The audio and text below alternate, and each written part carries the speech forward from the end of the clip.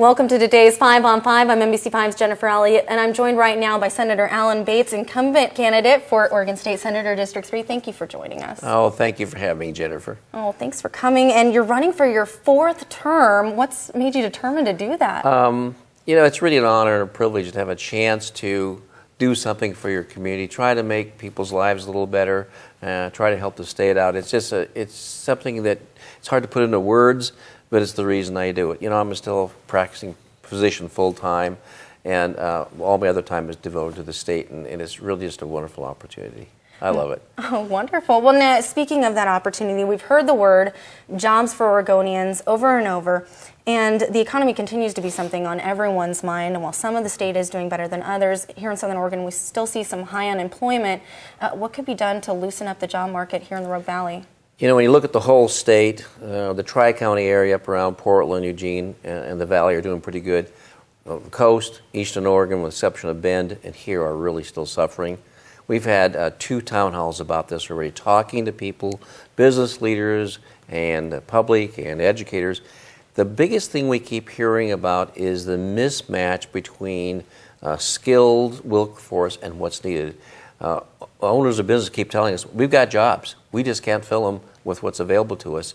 So the community college in Southern Oregon and K through 12 have been doing a great job saying we are going to change what we're doing. We're going to start preparing students to get into a new workforce and get going.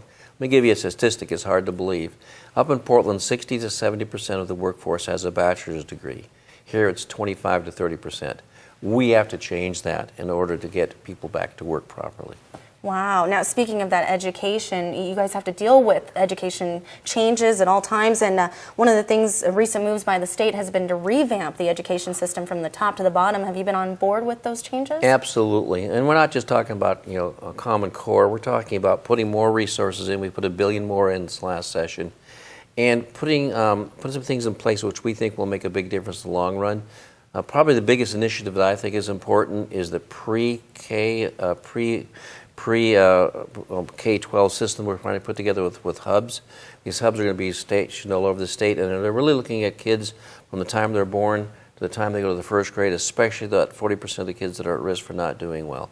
And that's the biggest push. And we're not going to see the value of that immediately. It's going to take time for it to work through the system. But that's where we have to go first. These are kids that are at risk or in poverty, having a difficult time, and preparing them to get on through. And that's 30 to 40% of the population coming in. So it's really significant. And at the same time, you got to work on the things we just talked about, which is get people who are right now in school ready for this new workforce.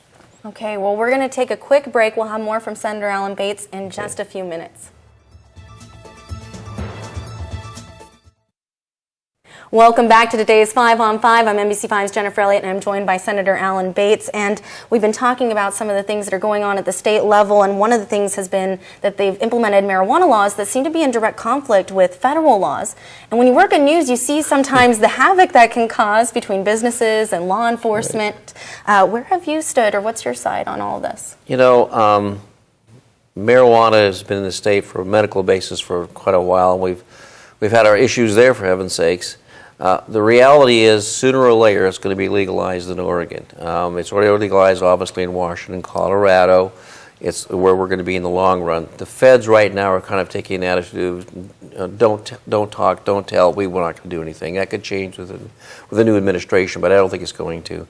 The polling on this is so high in people under the age of 45 or 50 that it's going to happen. So as legislators, I think we have a responsibility to get prepared for this. We don't want people under 21 using marijuana under any conditions, unless there's some really rare medical reason for it, and that there you have to be incredibly rare. We don't want young people using it. We want the revenue properly collected off it. We want it controlled. We want the cartels and the criminals out of it. All those things have to happen. And I'd like a little more time to see what Colorado and Washington do. But if the people vote for it this time around, fine. We're going to go with that. It's not constitutional, so we can tweak it if we need to for errors and things that we don't see coming down the pike on it. And it doesn't go to force, I don't think, for at least a year after they vote for it. But it's something that, as a legislator, we have responsibility to respond to. It's likely going to happen in the next 5 to 10 years. Instead of having hit us like, oh, we didn't ready for this thing, Let's be thinking about it. Let's be logical about it. Let's handle it in a responsible fashion. Now, really quickly, what would you like our viewers to know concerning your fourth-term run? We have unfinished business as a state to make this a better state. Number one, we have to do more to produce jobs. Number two, we have to make sure everybody has good health care, good access to health care. We've made some strides there. There's still more to be done. And number three, we have to keep investing in education, especially higher education. And it also means vocational education, too. Bring those vocational training programs back and getting people ready for the new workforce.